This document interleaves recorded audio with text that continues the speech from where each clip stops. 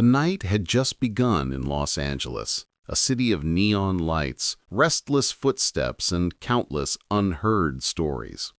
Among them was Anna's. She was only 9 years old, yet her eyes carried the weariness of someone who had lived many lifetimes. Her little brother, Elijah, barely a toddler, whimpered in her arms as they sat on the cold pavement outside a convenience store. Their mother, Sarah, had gone to search for medicine, but hours had passed. Hunger gnawed at them, sharper than the chilly breeze. Inside the store, customers came and went, clutching their bags and swiping their cards without a second thought.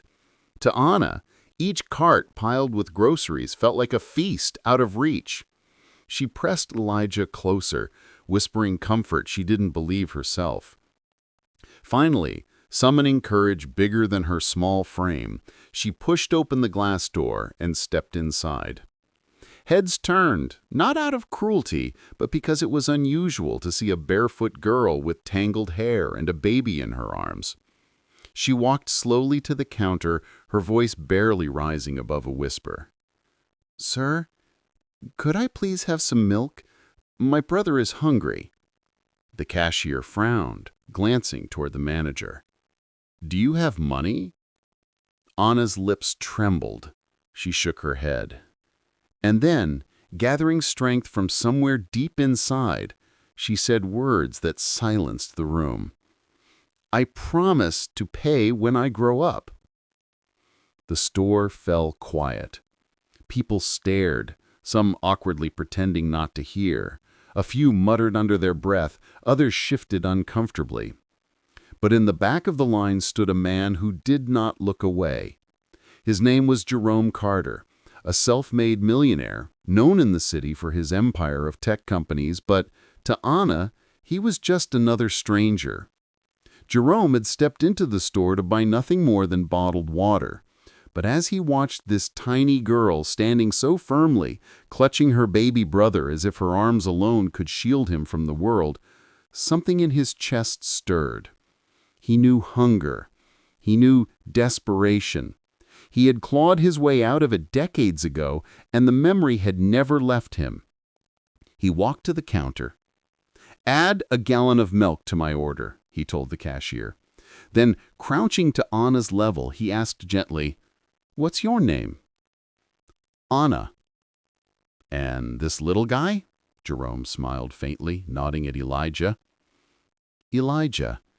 He's all I have." His honesty cut through him like glass. He handed her the milk, then added bread, bananas, and a jar of peanut butter. "This should help." Anna's eyes widened. But I said I'd pay when I grow up. I don't want charity." Jerome tilted his head, regarding her carefully. "Then don't call it charity. Call it an investment in your promise."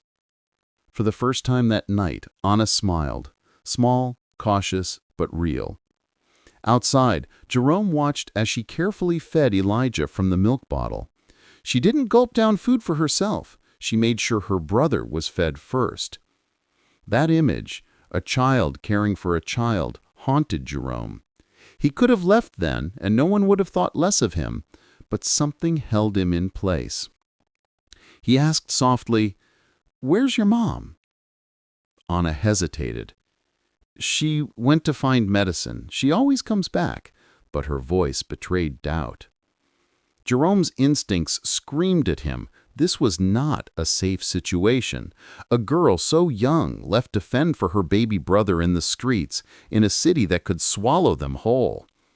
He offered quietly, "You don't have to wait here alone. My car's parked nearby. I can drive you somewhere safe." Anna looked at him, wary yet exhausted. "Mama says not to trust strangers." And she's right. But sometimes strangers don't stay strangers forever.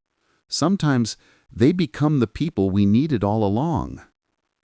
That line, simple as it was, planted something in her. She studied him, then nodded faintly. "Okay, but only until Mama comes back." Jerome's penthouse was worlds apart from the street corner they had just left. Floor-to-ceiling windows overlooked the city skyline, polished marble floors gleamed under soft lights, and warmth radiated from the fireplace. Anna stepped inside hesitantly, clutching Elijah tightly as though someone might take him away. "This is your home?" she asked, her voice filled with disbelief. "For now, it can be yours too," Jerome said gently. She blinked, unsure. "It's too shiny. We'll mess it up." Jerome smiled. Homes are meant to be lived in, not displayed. He led her to the kitchen, setting out bowls of warm soup, sandwiches, and fruit. At first, Anna only watched, her pride clashing with hunger. But when Elijah reached for a banana slice, she gave in, feeding him carefully before tasting a piece herself. "Better?" Jerome asked. She nodded, eyes softening. "It feels safe here." Jerome's chest tightened at her words. Safe. Something he hadn't felt himself in years since his wife's death. He had filled his life with money, success, and empty rooms, but not safety. And here, from the mouth of a child, he realized how fragile and priceless it was. As the night deepened, Elijah finally drifted into peaceful sleep in a borrowed crib.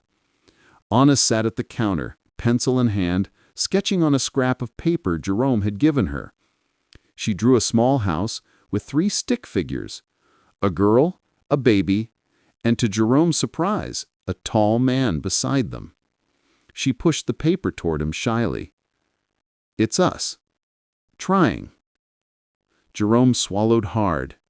That word, trying, held more weight than any fortune he had ever earned.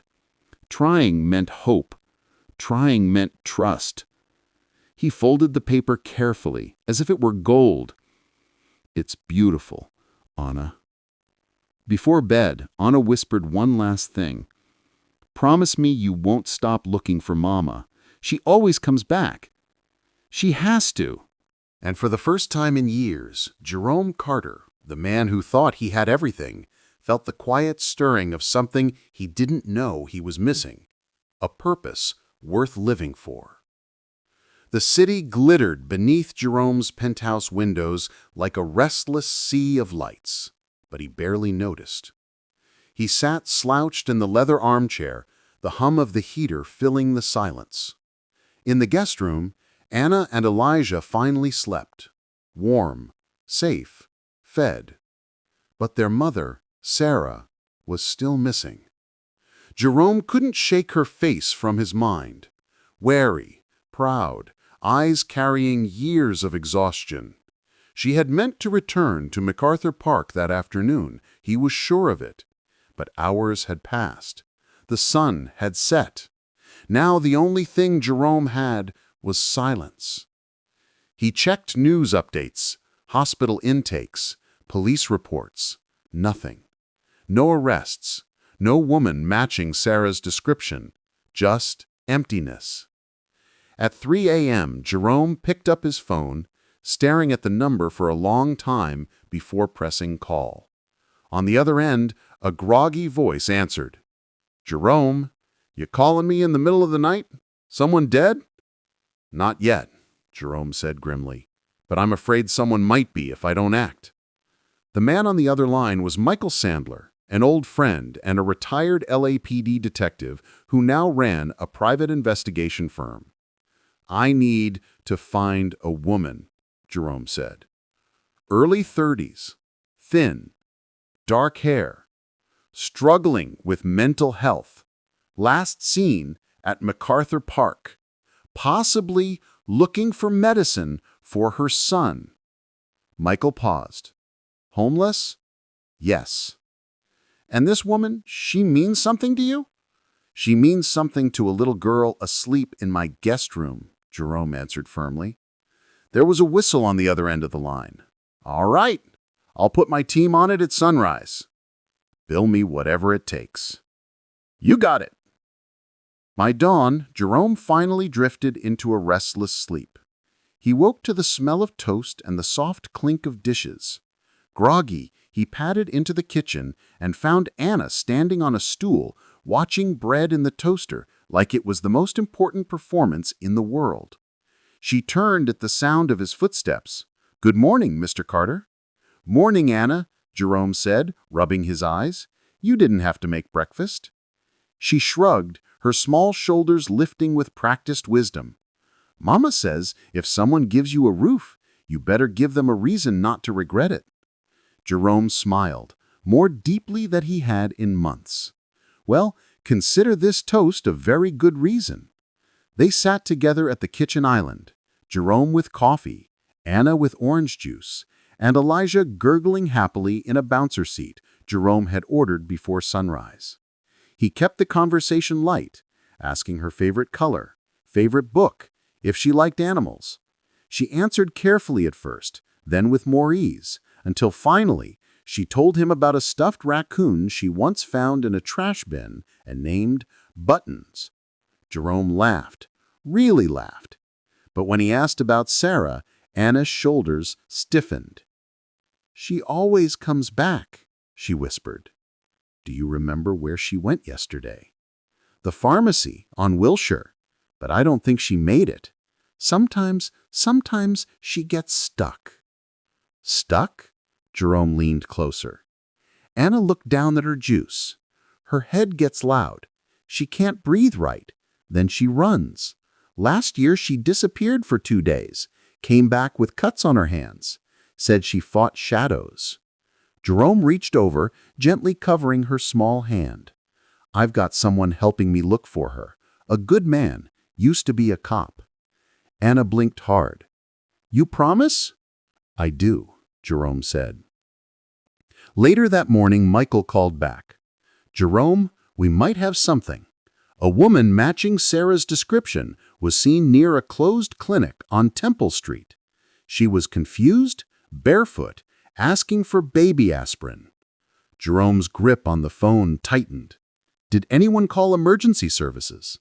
"Yeah, a store clerk reported it. But by the time responders showed up, she was gone." Jerome paced the living room, his jaw clenched. Where would she go next? If she's avoiding hospitals, she's probably looking for somewhere she thinks is safe, maybe a shelter or old hangouts. Jerome thought quickly. Check the alley behind the old Korean church on Wilshire. Anna mentioned it. They used to sit there on Sundays because the choir made her mom smile. "I'll send someone," Michael said. An hour later, Jerome's phone buzzed again. "We found her," Michael reported. Jerome's chest clenched. "Is she okay?" "Physically, yes. Mentally, she's rattled, sitting against the church wall, crying, holding a broken baby bottle. Wouldn't speak to anyone. We convinced her to come to my clinic. My wife works with trauma cases. She's calming her down now." I'm coming," Jerome said immediately. The clinic was small, tucked behind a florist shop and a coffee house. Discreet, private. Jerome stepped inside and found Sarah curled on a vinyl couch, wrapped in a donated blanket, her shoes beside her. She looked up, her eyes clouded, unrecognizing. Then recognition hit, widening her gaze.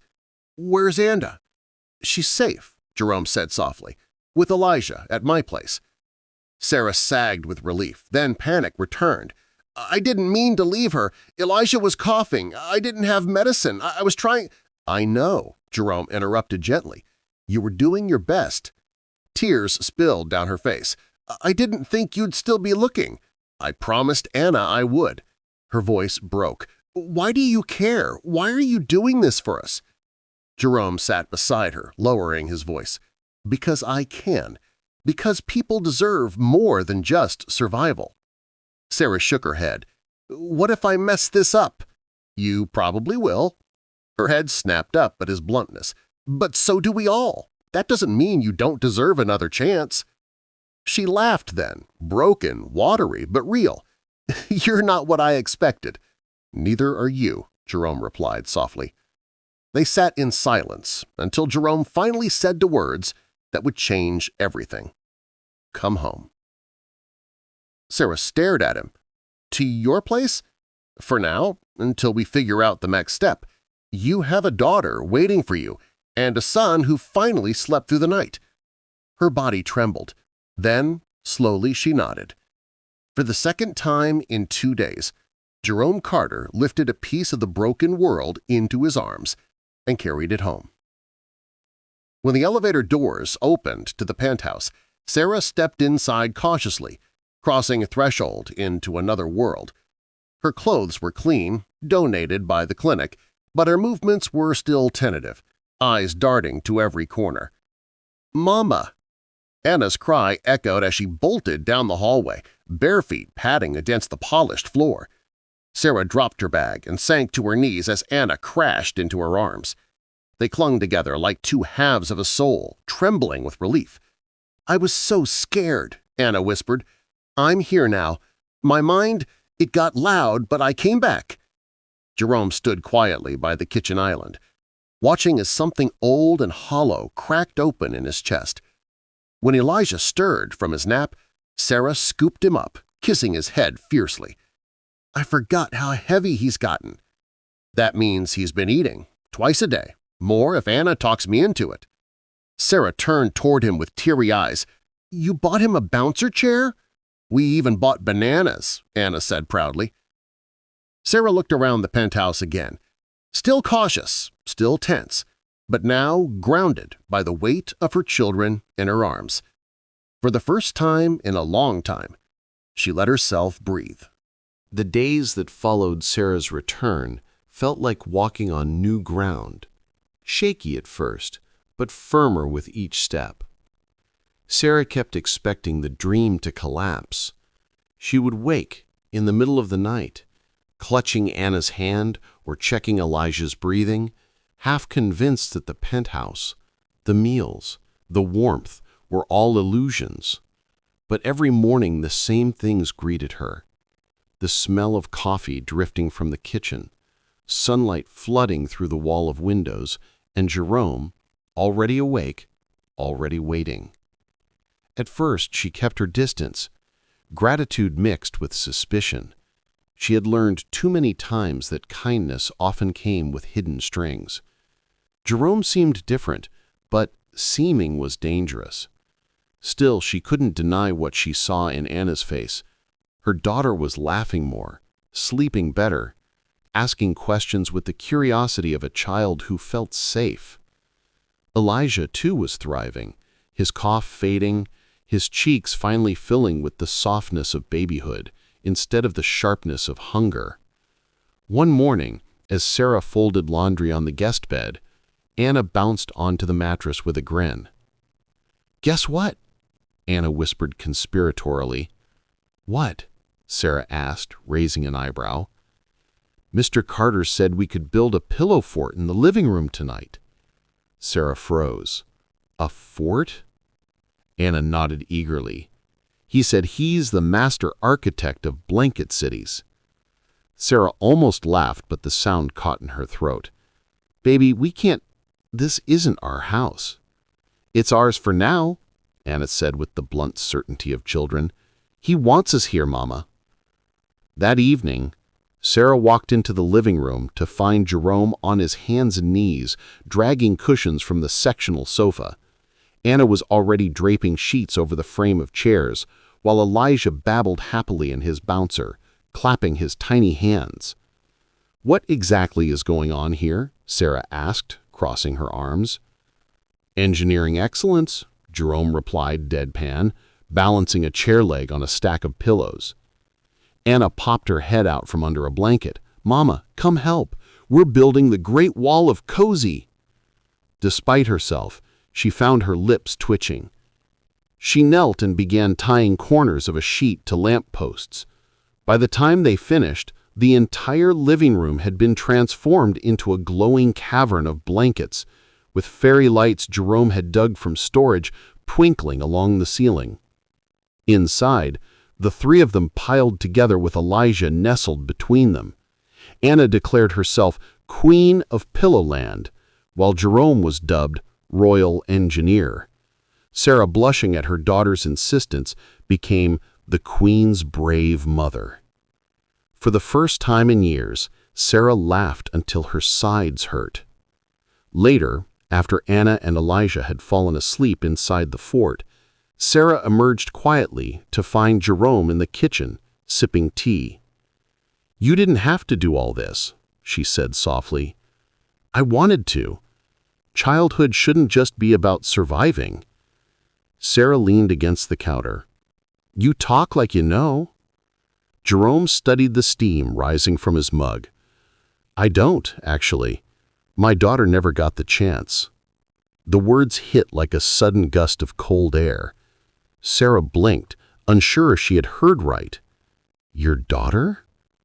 He nodded slowly. "Her name was Maya. She was 5. She and my wife were in a car accident 3 years ago. Drunk driver. They didn't make it." Sarah's chest ached at the rawness in his voice. She had never seen him vulnerable. "Not like this." "I'm sorry," she whispered. Jerome gave a faint smile, though his eyes stayed fixed on the mug. "I tell myself I've learned to live with it. Built businesses, gave to charities, filled my days with noise. But then," his gaze finally met hers, "then I walked into that convenience store and saw a little girl begging for milk." Sarah's throat tightened. "You should know," Jerome continued, his voice low but steady. "I didn't step in because I wanted to be a savior. I stepped in because, for the first time in years, I felt something I thought I'd lost. Hope." Sarah swallowed hard, her emotions tangled between gratitude and guilt. "You don't owe us anything, Jerome. We're strangers." "Not anymore," he said simply. In the days that followed, their rhythm began to settle. Sarah helped with meals, though Jerome's chef insisted on spoiling them. She began taking walks with Anna in the park near the tower, watching her daughters skip down the paths without fear. Elijah grew steadier, pulling himself up on furniture, squealing whenever Jerome lifted him into the air. But trust did not come overnight. Sarah still flinched at loud noises, still panicked when Jerome raised his voice to call across the room. And Jerome, for all his wealth and composure, sometimes caught himself watching her too closely, afraid she might disappear again. One evening, as they washed dishes side by side, Sarah asked the question that had been gnawing at her. "Why us? Why didn't you just call child services that night?" Jerome paused, drying his hands. "Because I know what systems can do to families. Foster care might have kept them fed, sure, but it would have broken something else. Anna didn't need a case file. She needed her mother." Sarah looked at him, her chest tightening. "You believe I can do this? That I can be enough?" Jerome turned fully to face her, his expression steady. "You already are. You just need someone to remind you." For a long moment, they stood in silence, the weight of his words pressing into the quiet kitchen. Then Elijah's laugh rang out from the living room, and Anna shouted something about her pillow kingdom, breaking the tension. Sarah smiled faintly, shaking her head. But inside, something fragile had shifted. That night, after the children had fallen asleep, Sarah found herself at the writing desk Jerome had placed in the guest room. A blank notebook lay open, a pen resting across the page. She picked it up and began to write. Not for a book, not for a museum, not even for Jerome, but for Anna and Elijah. She wrote, "I haven't told you everything. Not because I don't trust you, but because some things are hard to speak. I want you to know this. I've walked through fire. I've been broken, afraid, alone. But I never stopped loving you. Even before you were born, you were the reason I kept breathing." Tears blurred the ink, but she kept writing. "You deserve a world better than mine, and I will spend every breath I have trying to make it so." She folded the letter and slipped it into a small wooden box she had found in a thrift shop bag. One letter would become many. A record of survival, of truth, of love. And for the first time, Sarah felt like she wasn't just surviving her past, she was reclaiming it. It was a gray morning when Sarah surprised Jerome with a request. "Can we take the kids to the city today?" she asked quietly over breakfast, her hands curled around a mug of tea. Jerome looked up from the newspaper. "Of course. Anywhere particular?" Sarah hesitated, then said, "The Cultural Center. They have an African American history and culture exhibit. I want Anna to see where we come from, the good and the hard." Jerome folded the paper without a word. "Then that's where we'll go." The downtown cultural center was alive with sound. School groups bustling in the lobby, docents calling for attention, the low hum of conversations weaving through the halls. Anna clutched Sarah's hand tightly, her eyes wide. Elijah rode in a stroller, babbling at the bright banners overhead. As they entered the exhibit, Sarah felt her chest tighten. The air seemed thicker here, weighted with memory. Photographs lined the walls, faces of men and women who had marched, fought, survived. Artifacts sat in glass cases, worn shoes, letters, faded protest signs. Anna tugged on her mother's sleeve. "Mama, what's that?" Sarah crouched beside her daughter, pointing to a pair of cracked leather shoes displayed behind glass. A black and white photo beside them showed a little girl, no older than Anna, marching beside her mother during a civil rights protest in the 1960s.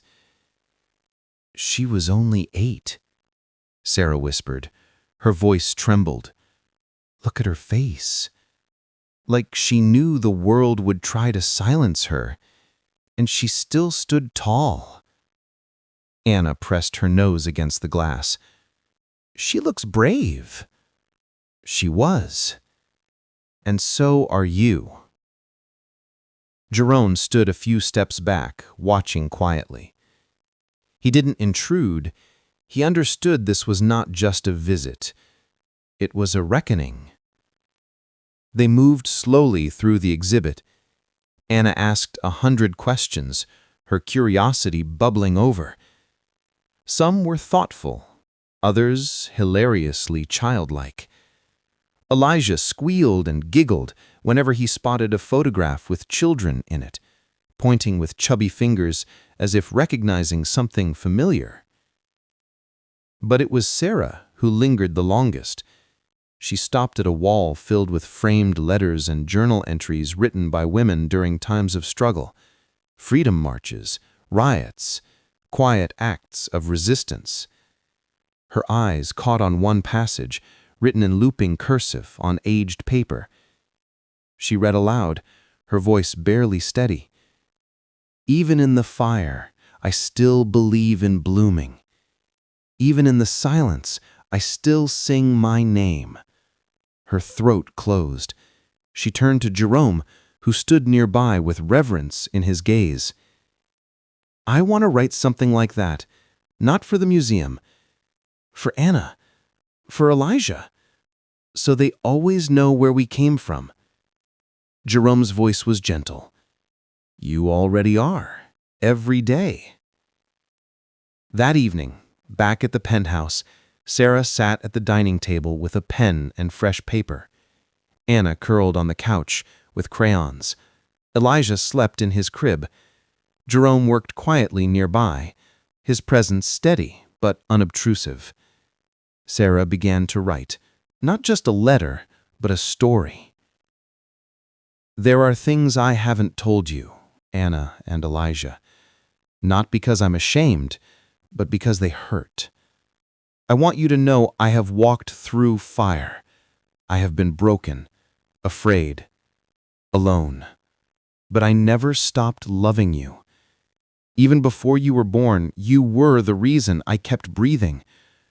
I didn't grow up in a house filled with warmth, but I've learned to build warmth piece by piece. I've learned to fight for peace, and I will spend every breath I have making sure you inherit something better than what I had.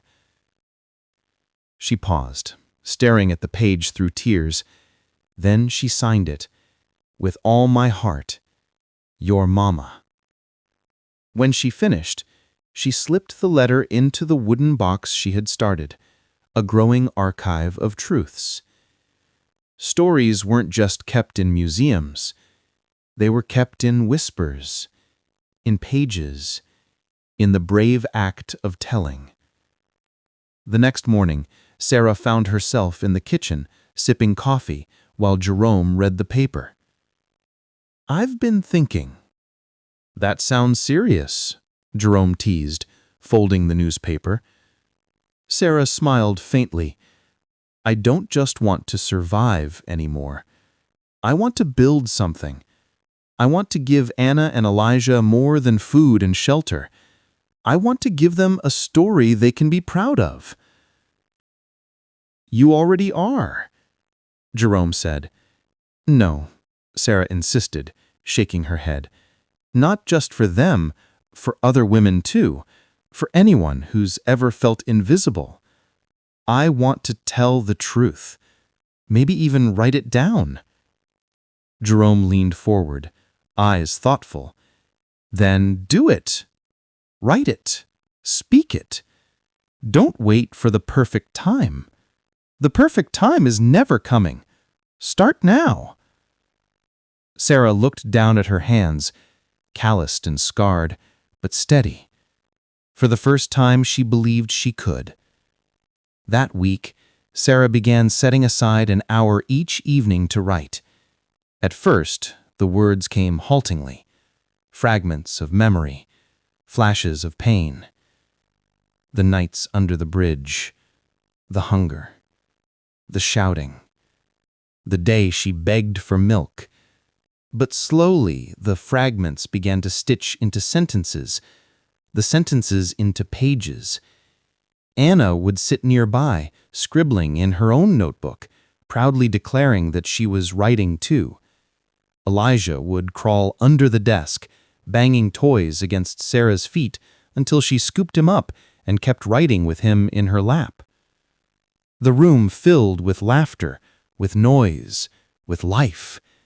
And Sarah kept writing, knowing that each page was more than memory. It was reclamation. One night, as Jerome passed the doorway, he paused to watch her. She didn't notice at first, lost in her words, her hair falling loose around her face, her eyes alight with something fierce. When she finally looked up, he smiled softly. "You look alive." Sarah chuckled, embarrassed. "It feels strange, like I've been holding my breath for years, and now I'm finally exhaling." "Don't stop," he said. She nodded, determination in her gaze. "I won't." The next Sunday, Sarah surprised Anna with a gift. "What's this?"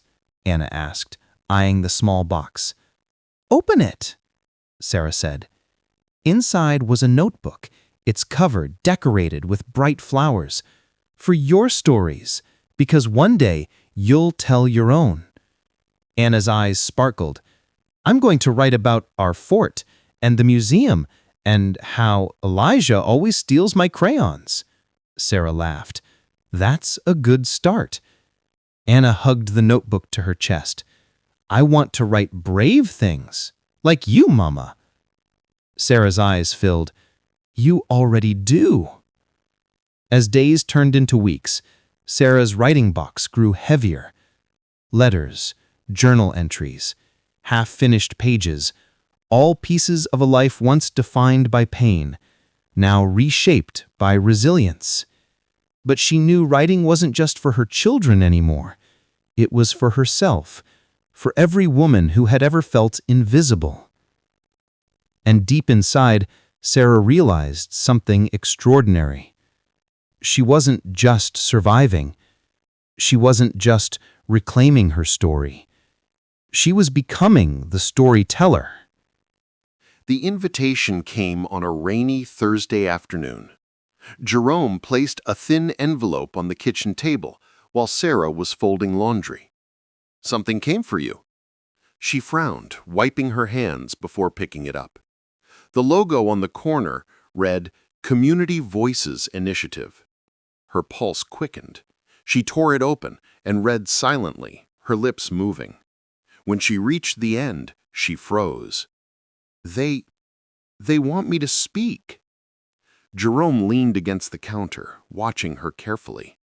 "About what?" She laughed nervously, holding up the letter. "About me, my story, at a panel for women's resilience, next month." Anna, who was coloring nearby, looked up. "Mama, you're going to be famous." Sarah dropped into a chair, the paper trembling in her hands. "I can't do this. I'm not a speaker. I'm not anyone." Jerome sat across from her. "You're someone who's lived through storms and is still standing. That's exactly who they need to hear from." Her throat tightened. "What if I choke? What if I sound broken?" "Then you'll sound human, and that's more powerful than perfect." For the next weeks, Sarah carried the letter everywhere, tucked into her notebook, folded in her pocket, sometimes even under her pillow. She kept reading it, half hoping the words would change, that they'd decide she wasn't the right fit. But they never did. Every night, after putting Anna and Elijah to bed, Sarah sat at the dining room table with her notebook. She scribbled memories, phrases, fragments. At first, it was chaos, a swirl of pain and gratitude, shame and strength. But slowly, with Jerome's quiet encouragement, she began shaping it into something more. One night, Jerome leaned over her shoulder. "Start with the truth, not the prettiest truth, the real one." So she wrote, "My name is Sarah, and for a long time I thought survival was all I deserved. I begged for milk to feed my baby. I slept under bridges. I ran from shadows in my own head. But today I stand here because someone saw me not as a lost cause, but as a mother, a daughter, a woman still worthy of hope." She stared at the words, tears blurring the ink.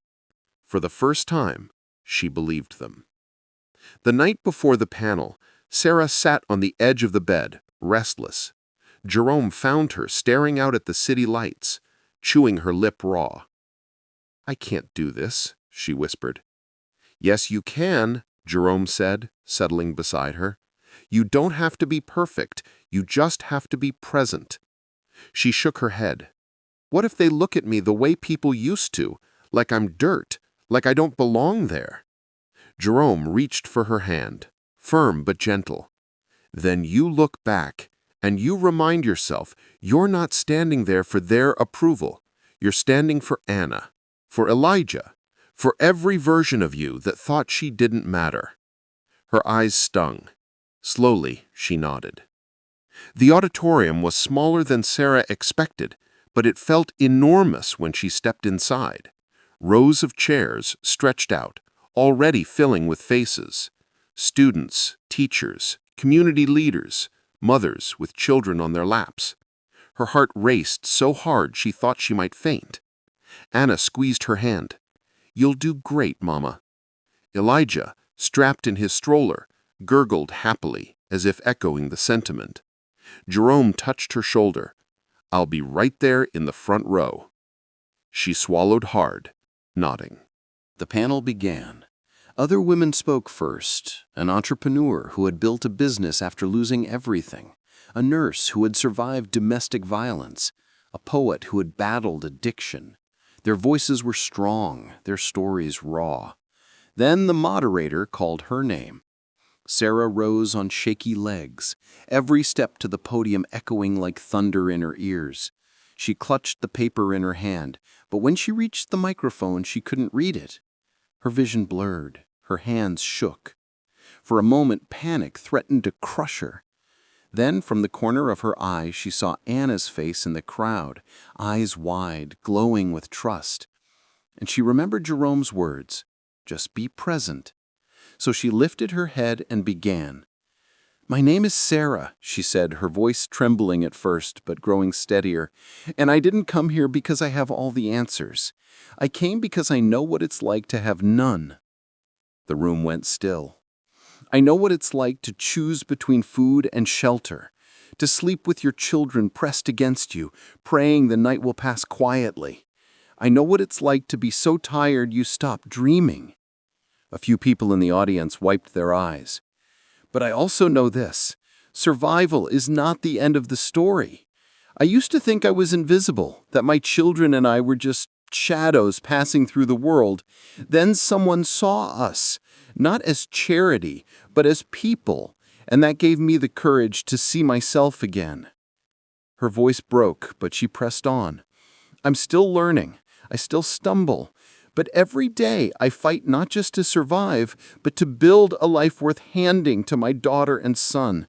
And if there's one thing I've learned, it's this: our voices matter, even when they shake, especially when they shake." Silence held for a breath, then the room erupted into applause. Sarah exhaled, tears streaming down her cheeks. She looked at Anna, who clapped furiously, grinning ear to ear. Jerome was on his feet, pride written all over his face. And in that moment, Sarah knew that she had not just spoken, she had been heard. After the panel, people lined up to thank her. A young woman whispered, "I thought I was the only one." An older man said, "Your words reminded me of my mother." A teacher asked if she'd come speak at her school. Sarah felt overwhelmed, but also lit from within. For the first time, her scars weren't just wounds, they were bridges. That night, back at the penthouse, she sat on the floor with Anna and Elijah curled against her. Jerome brought her a cup of tea, smiling. "How do you feel?" he asked. Sarah thought for a long moment. Then she said softly, "Like I'm finally breathing out the past and breathing in the future." Jerome nodded. "That's the sound of a voice awakening." Sarah held her children tighter, her heart steady and strong. For years she had been silent, surviving. Now she was speaking, and she knew this was only the beginning. The morning after the panel, Sarah woke with a strange quiet in her chest. For years she had carried a weight of shame, of silence, but now there was space, an emptiness that wasn't hollow but open, like freshly turned soil waiting for seeds. Jerome noticed it as she moved through the kitchen. "You're lighter," he said, sliding a plate of scrambled eggs across the table. She tilted her head. "Lighter?" "Yeah," he smiled, "like you finally set something down you'd been carrying too long." Sarah thought about the faces in the audience, the people who came up to her afterward with trembling hands and hopeful eyes. She thought about the young woman who whispered, "I thought I was the only one." Maybe Jerome was right. That week, Sarah spent every spare moment at the dining table, notebook open. At first, she scribbled random thoughts, memories, fragments of dialogue, the smell of cheap coffee in a shelter, the sound of Elijah's cry echoing under a bridge. Slowly, patterns began to form. Stories wanted to link themselves, like beads strung on a thread. Anna, curious, asked one evening, "Mama, what are you writing?" Sarah smiled. "Letters, stories, pieces of me I don't want to lose." Anna grinned. "Can I write too?" Together, they spread out crayons and scrap paper. Anna wrote about her day at school, about her friend who wore sparkly shoes, about how she wished clouds were made of cotton candy.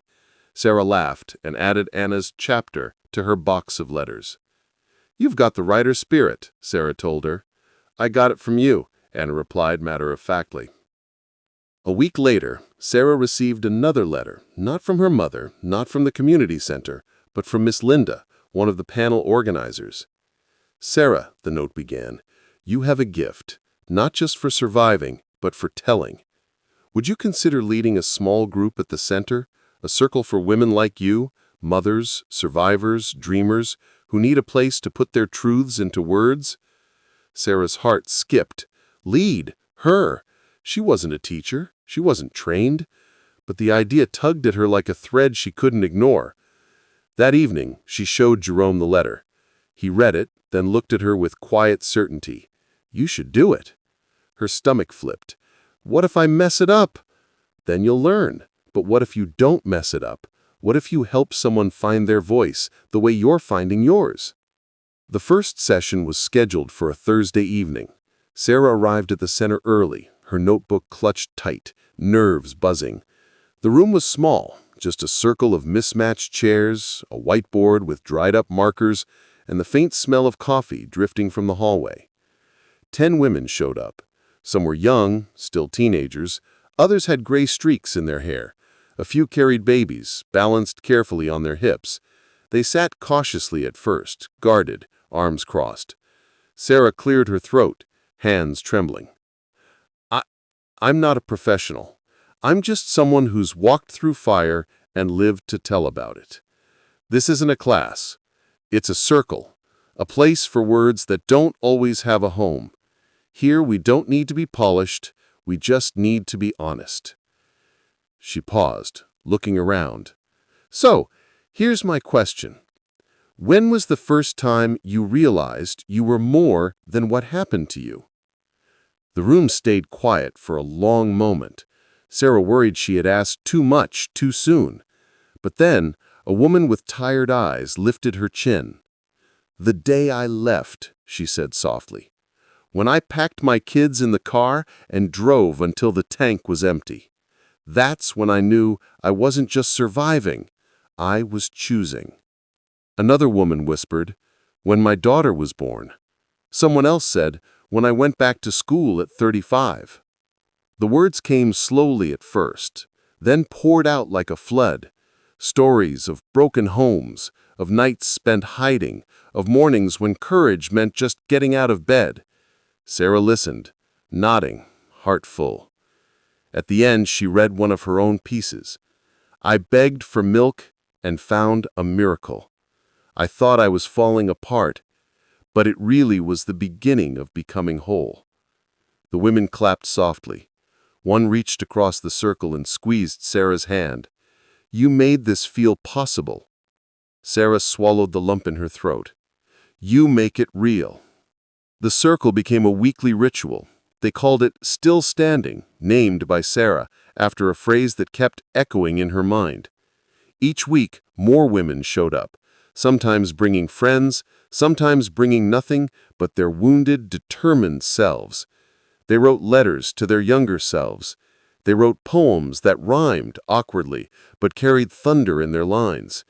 They wrote single sentences that felt like lifelines. I am still here. I matter. I am more than what broke me. One evening, Sarah brought Anna with her. The little girl sat quietly with crayons while the women read their work. At the end, Anna held up her own piece. Dear future me, don't be afraid to be loud. Don't let anyone tell you you're too much. Remember, soup always helps. The room burst into laughter and applause. Sarah kissed Anna's forehead, tears burning her eyes. You're going to change the world, she whispered. No, Anna said proudly. I'm going to write about it. But Sarah's journey wasn't only upward. Some nights she left the circle drained, haunted by the stories of others' pain. There were moments when she doubted herself, wondering who she was to lead such brave women when she still felt fragile inside. One night, Jerome found her sitting alone at her desk, staring at a blank page. Duff night? He asked. She nodded. Their pain, it's heavy. I carry it home. Jerome sat beside her. Then don't carry it alone. Let it move through you, the way your own story did. You're not a container, Sarah. You're a channel. She leaned into him, the truth of his words settling deep. As weeks turned into months, Still Standing grew. Flyers appeared in shelters and clinics. Local churches referred women. Soon the circle had to move to a bigger room. Reporters began asking questions. A local newspaper wrote a short article. From homeless mother to healing mentor, Sarah Walker's Circle of Survival. When Sarah read it, she felt both exposed and proud. Later, Jerome teased her, "Told you, you're becoming famous." Sarah rolled her eyes, but inside, something new stirred. Not fame, but purpose. One Friday evening after everyone had left the circle, Sarah stayed behind, tidying chairs. She found a slip of paper left on the floor. It read in shaky handwriting, "Because of this circle, I decided to live." Sarah sat down hard, tears streaming silently. She clutched the note to her chest, whispering, "Thank you." Back at home, she placed the slip of paper in her wooden letterbox, along with her own writings. It was growing heavy now, filled with voices not just her own, but of all the women who were reclaiming themselves. Anna peeked in and asked, "Mama, why do you keep all these papers?" Sarah knelt, cupping her daughter's face. "Because words are roots, baby. And if we keep them safe, they grow into trees that shelter others." Anna grinned. "Then we have a whole forest."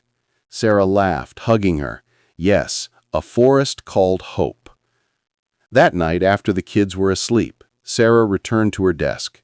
She opened a new notebook, writing the first line of what she now realized was her book. This is not a story about rescue. This is a story about choosing to live even when life gave me every reason not to. Her pen moved steadily, no longer trembling. For the first time, she wasn't writing letters to survive. She was writing to build a legacy. And as rain tapped softly on the window, Sarah felt certain of one thing. She wasn't just telling her story anymore. She was helping others discover theirs. Still standing, still writing, still becoming. It was a gray Tuesday afternoon when the letter arrived. Sarah had just finished folding laundry, Elijah babbling in his playpen, and Anna sprawled across the floor, coloring a crown labeled Princess of Stories. The envelope sat quietly in the mailbox, unassuming and plain. No return address, just her name written in a hand she hadn't seen in years. Her stomach nodded. She didn't need to open it to know who it was from. Darnell. The man she had once loved. The man who had torn her apart. The man she had run from. Her fingers trembled as she slit the envelope open. "Sarah," the letter began, "I know what I did. I know there's no apology strong enough to fix it, but I'm trying. I've been sober for 6 months. I'm in a program. My sponsor says I have to make amends, not just for me, but for those I hurt.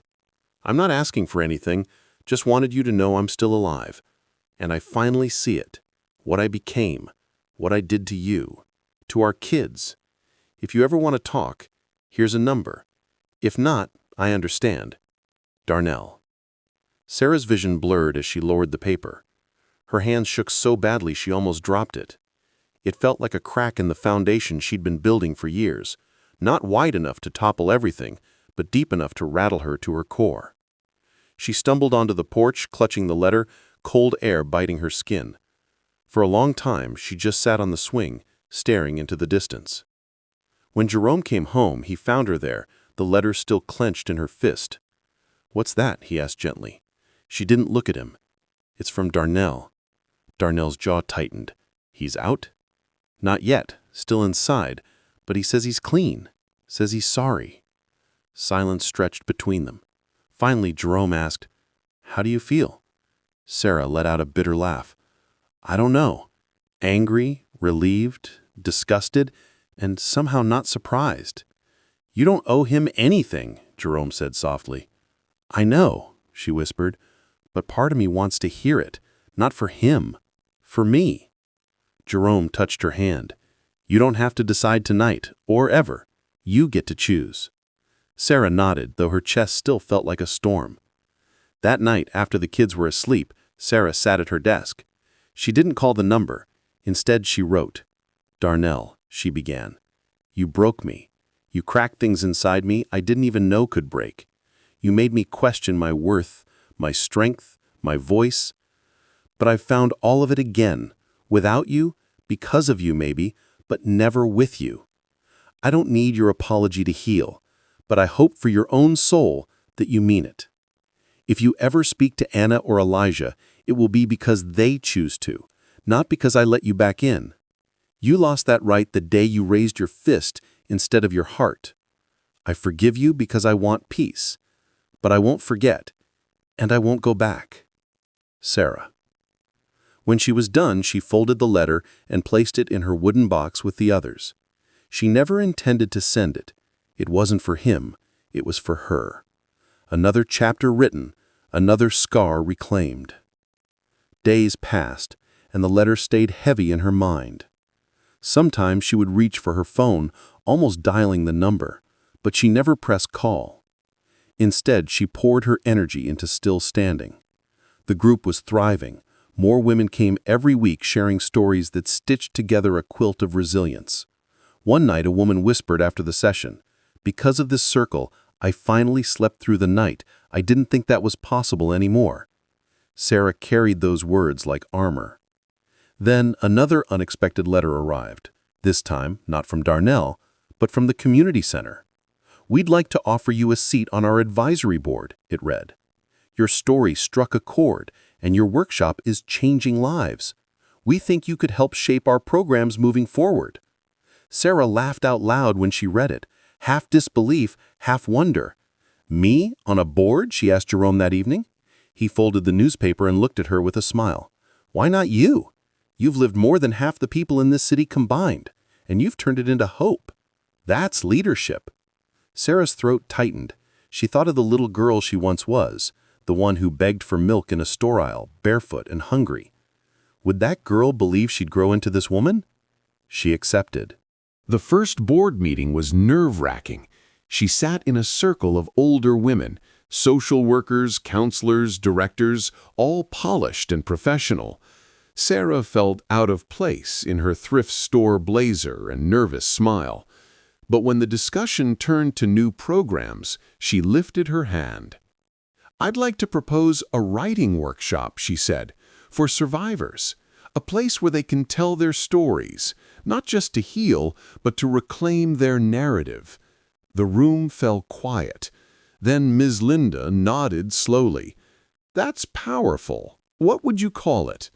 Sarah's voice steadied. "Still standing." The name stuck. Within weeks, flyers appeared across the city. Still Standing, a writing circle for women reclaiming their voice. The first official session under the board's support was overflowing. They had to add chairs, open windows, push tables against the walls. One by one, the women shared. Some read in trembling whispers, others shouted their words like war cries. Every story carried its own weight, but together they formed a symphony of survival. At the end, Sarah stood and read aloud. "I begged for milk and found a miracle. I thought I was falling apart, but it was the beginning of becoming whole." The applause was soft but steady, like a heartbeat. Later that night, Sarah sat at home staring at her wooden box of letters. She added one more, addressed to no one in particular. "To the woman who finds this one day, maybe you're standing where I once stood, in a courtroom, in a shelter, in a grocery store with empty hands. Maybe you feel invisible. I see you. I was you. Your story is not over. You are not the sum of your wounds. You are still whole, even in pieces. Speak your truth. Someone is waiting for it." She sealed the letter and tucked it into the box. Her voice was growing heavier, stronger, and somewhere she hoped it would become a light. But Darnell's letter still lingered. At night she would sometimes dream of him, not the man she once loved, not even the man who hurt her, but the shadow of both. She'd wake sweating, her chest tight. One evening, Jerome found her sitting awake, staring at the letter. "Talk to me," he said gently. She swallowed. What if he really is changing? What if he's not the same man anymore? Then that's his journey, Jerome said firmly, not yours. You don't have to invite him back into your life to wish him well. You've already chosen peace. Sarah leaned into his chest, tears slipping silently. I'm scared that if I let go completely, I'll forget who I was, and if I remember, I'll never heal. Jerome kissed her hair. You won't forget. You'll honor. There's a difference. Sarah closed her eyes, letting the words settle. The next morning, she opened her notebook and began a new chapter. Forgiveness isn't about them. It's about freeing yourself from the cage they built. It's about saying, you no longer own me. My scars belong to me now, and I'll decide what story they tell. As the pen glided across the page, Sarah felt something shift. Darnell's voice no longer echoed as loudly. Her own voice was louder, stronger, and it was enough. The auditorium smelled faintly of old wood and anticipation. Rows of folding chairs stretched toward a small stage lit by a single spotlight. Sarah sat in the front row, clutching a copy of her manuscript, her palms slick with sweat. Tonight was the community center's annual fundraiser. Dozens of people, donors, activists, survivors, volunteers, had gathered to celebrate the programs that were reshaping lives across the city. And tonight, Sarah had been asked to read. She'd said yes before she could second-guess herself. Now, watching the crowd trickle in, she wondered if she'd made a mistake. Anara sat beside her, swinging her legs nervously. She wore a hand-me-down dress Jerome had insisted on buying, pale blue with tiny white flowers. Elijah dozed in his stroller, thumb tucked in his mouth. "You nervous, Mama?" Anara whispered. Sarah smiled weakly. "Little." Anara squeezed her hand. "Just pretend it's me and Elijah listening. You always read to us." Sarah's throat tightened. "You think so?"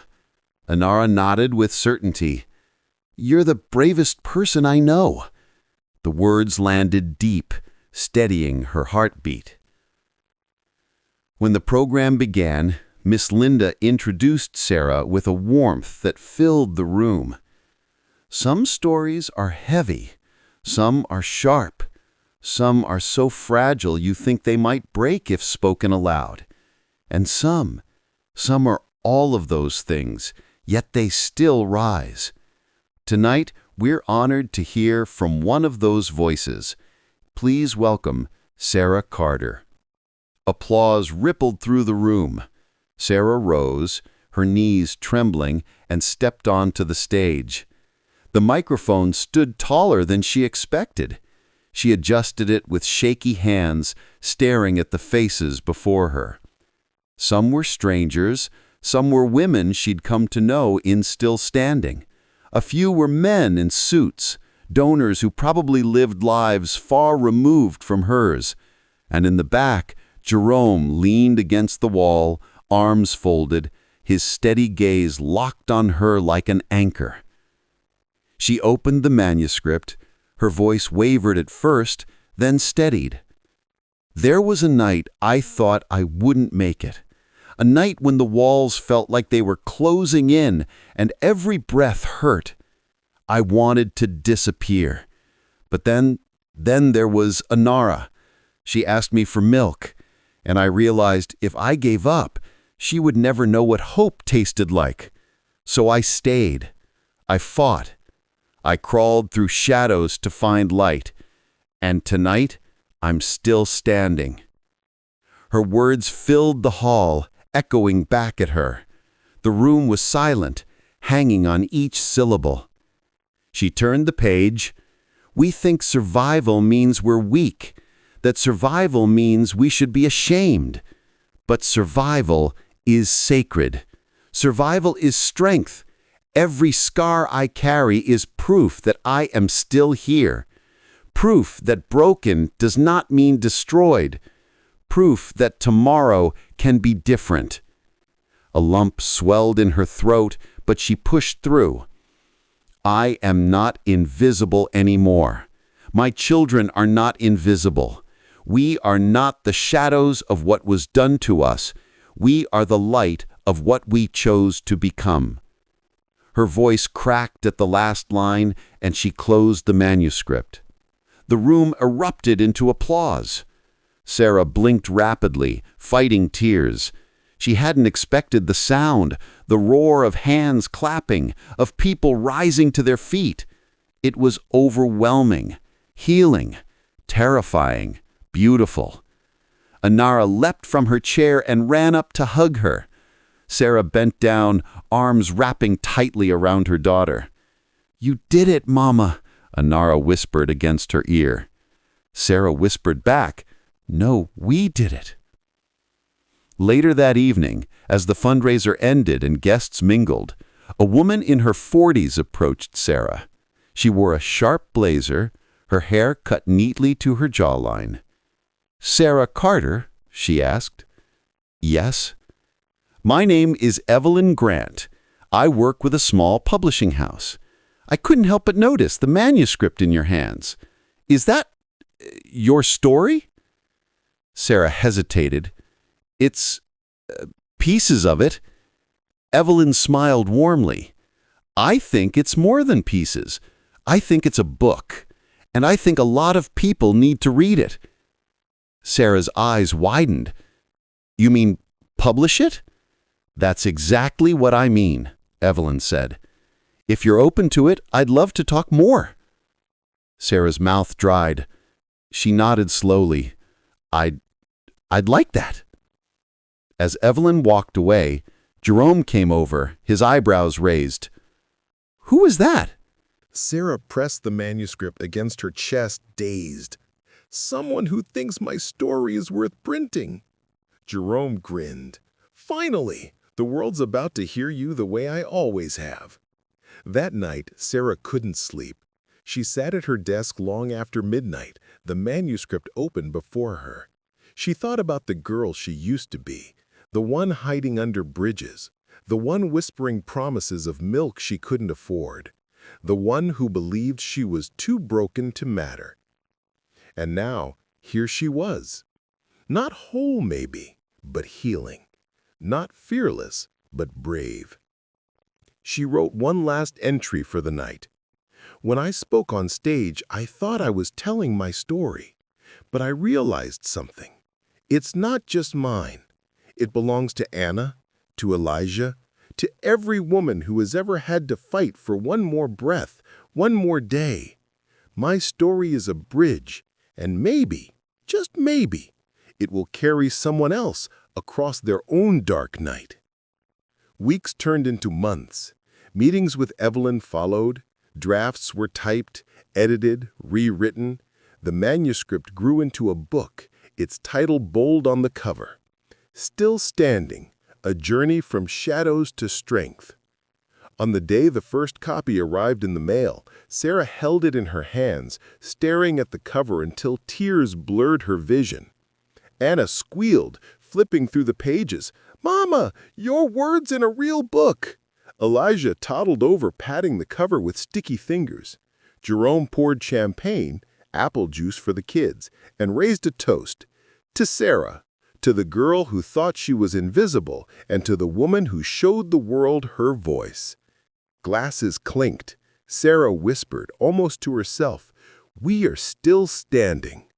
The book launch was held at a local bookstore downtown. Rows of chairs filled with women, families, even strangers clutching fresh copies. Sarah sat at a small table, pen poised for autographs. Her hands still trembled, but this time with joy. One by one, women came forward. Some whispered, "Your story is my story."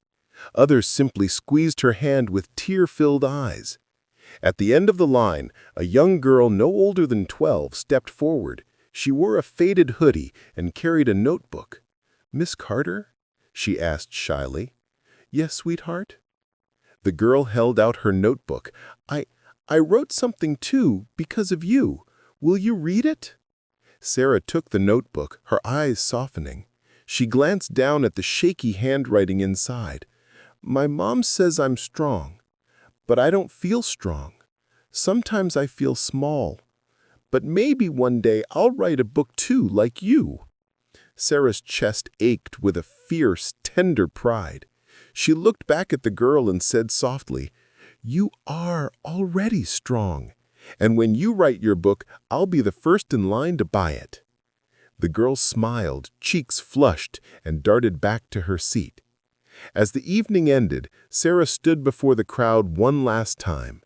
"I used to believe I was invisible, but tonight I see that every word we share, every story we write, makes us visible again. My book is not the end of my story, it's just a doorway. And I hope you'll walk through your own too, because if I can stand here, after everything, so can you." Applause thundered once more. In that moment, Sarah didn't just feel like a survivor. She felt like a storyteller, a leader, a woman reborn. And as she closed her book and held it to her chest, she whispered one final truth. "I am not what happened to me. I am what I choose to become." The bookstore smelled faintly of paper and coffee, just like it always had. But this time, the rows of shelves were decorated with banners and posters. On them was a face Sarah almost didn't recognize, her own. The photograph showed her smiling, poised, confident. Beneath it, bold letters read, "Still Standing, 5th Anniversary Edition." Sarah traced the edge of one of the posters with her fingers, her throat tight. 5 years had passed since that first trembling speech on stage. 5 years since the first copy of her book had landed in her hands. What had followed still felt unreal.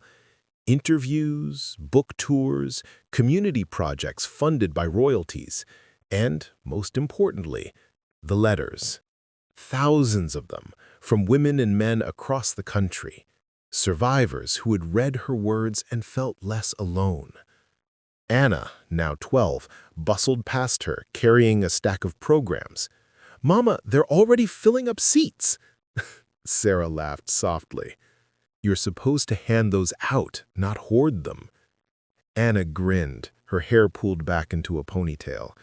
She looked taller, older, her mother's sharp eyes paired with Jerome's unshakable calm. "I like seeing your name in print. Makes me proud." Sarah reached to smooth her daughter's hair, only to find Anna ducking away with a laugh. Elijah, now 6, darted between the chairs, pretending the rows were racetracks. "Vroom, vroom!" "Careful, buddy," Jerome called from the back, adjusting his tie. He looked older, too. Silver at his temples, lines deepening around his eyes, but his presence was as solid as ever. Sarah turned to him. "You didn't have to dress up." Jerome smiled. "It's not every day we celebrate an anniversary edition. Besides, I like to look respectable next to the star of the evening." She rolled her eyes, but felt warmth flood her chest. Even after all these years, his steady belief in her never wavered. The event began with a buzz of chatter. Readers filled the seats, some clutching worn copies of the first edition, pages dog-eared and highlighted. Others held fresh copies, the new edition's cover gleaming.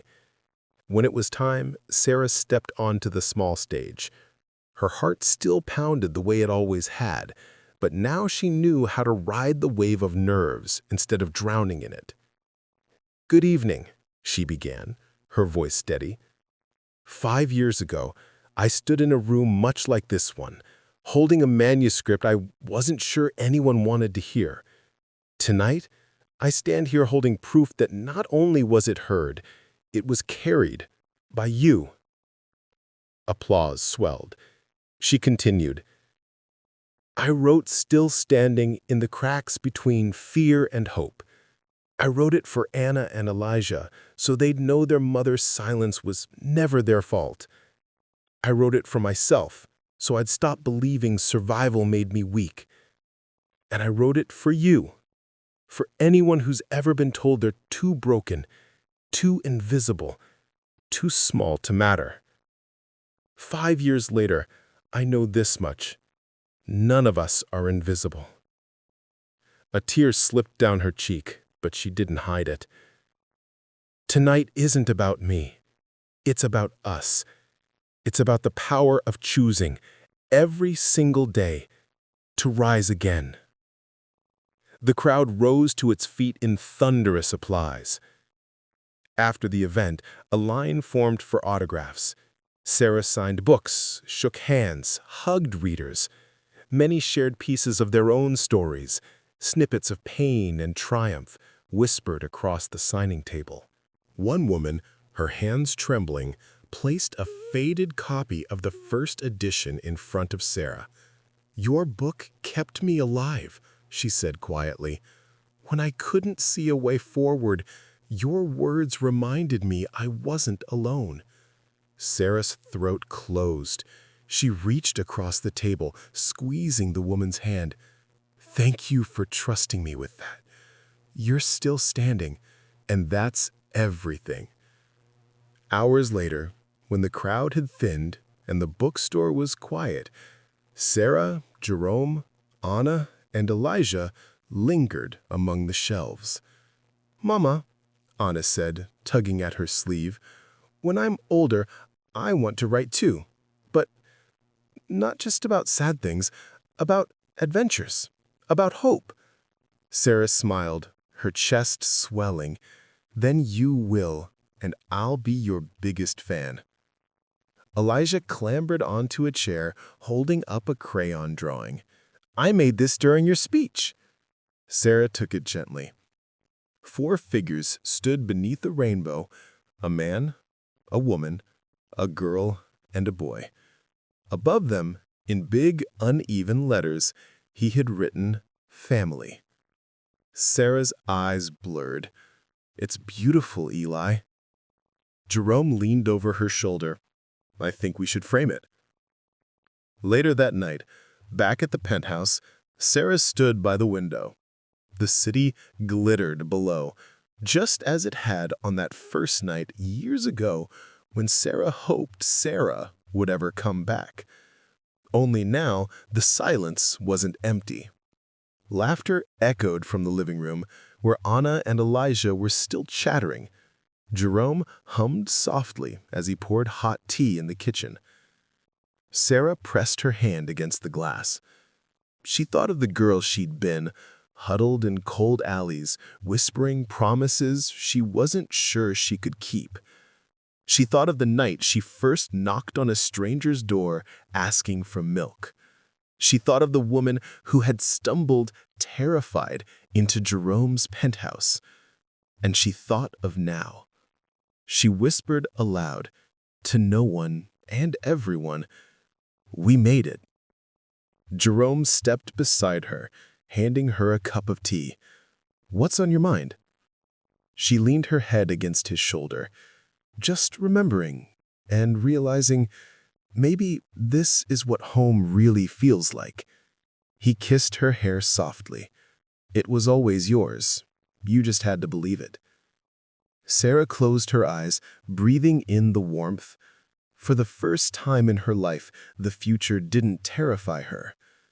Years later, Anna at 18, Elijah at 12, the book had sold in dozens of countries. Sarah had spoken at conferences, universities, even the United Nations once. Yet every time someone asked her what she was most proud of, she never hesitated. "My children," she'd say, "the fact that we are still standing." On the 10th anniversary of her book, Anna stood at her own podium holding a slim volume of poetry she had written. Her voice steady, her eyes fierce. She read words born of both pain and love. In the front row, Sarah sat with Elijah and Jerome, tears on her cheeks, pride blazing in her heart. The cycle had shifted. The silence had ended. The legacy was alive. And as the applause thundered for her daughter, Sarah whispered the mantra that had carried her all those years. We are not what happened to us. We are what we choose to become, and we choose to rise. Still standing. Always.